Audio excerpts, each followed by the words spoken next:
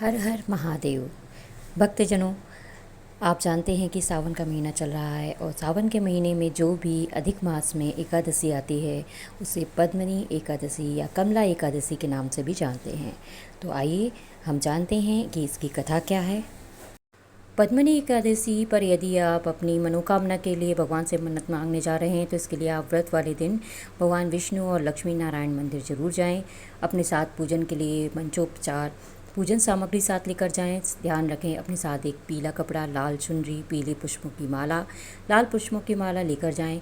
पूरे विधि पूर्वक पूजन करने के बाद भगवान विष्णु को पीले पुष्पों की माला और पीला कपड़ा, साथ ही माँ लक्ष्मी को लाल चुनरी और लाल पुष्पों की माला पहनाकर अपनी मनोकामना के लिए प्रार्थना करें। अगर आप लाल गुलाब फूलों की माला लेकर जाते हैं तो बहुत ही श्रेष्ठ कार्य होगा। यह आपको उपाय पद्मिनी एकादशी के दिन जरूर करना चाहिए। अब है पद्मिनी एकादशी व्रत की कथा। पूर्व काल में त्रेता युग में है नामक राजा के वंश में कृतवीर नाम का राजा महेशपति राज्य में राज्य करता था। उस राजा की 1000 परम प्रिय स्त्रियां थीं, परंतु उनमें से किसी को भी पुत्र नहीं था जो कि उनके राज्यभार को संभाल सके। देवता, पितृ, सिद्ध तथा अनेक चिकित्सकों आदि से राजा ने पुत्र प्राप्ति के लिए काफ़ी प्रयत्न किए, लेकिन सब असफल रहे। तब राजा ने तपस्या करने का निश्चय किया।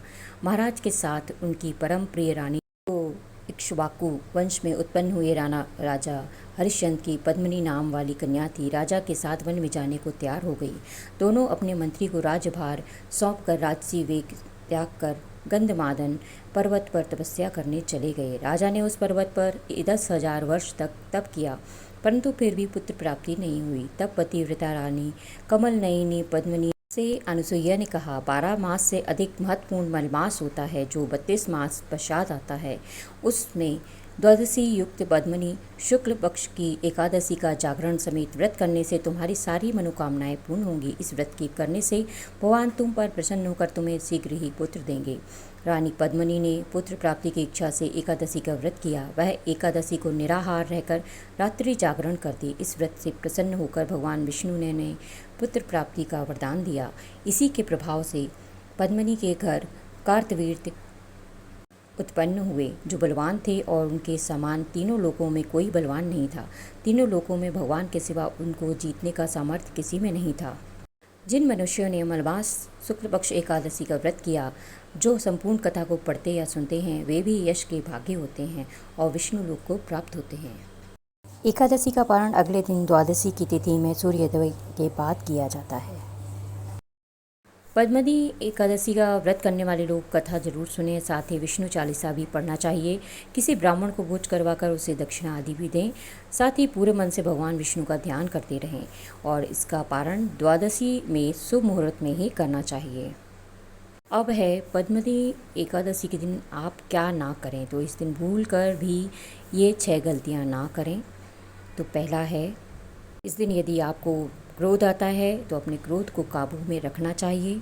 इस दिन मन में बुरे ख्याल नहीं लाने चाहिए, ना ही किसी के बारे में बुरा बोलना चाहिए, ना ही सोचना चाहिए। ऐसी मान्यता है कि एकादशी के दिन वृक्ष से पत्ता नहीं तोड़ना चाहिए। एकादशी के दिन बाल और नाखून आदि भी नहीं काटने चाहिए। मान्यता है कि ऐसा करने से घर में दरिद्रता आती है। और इस दिन सभी खाद्य वस्तुओं में तुलसी दल मिलाकर रखना चाहिए।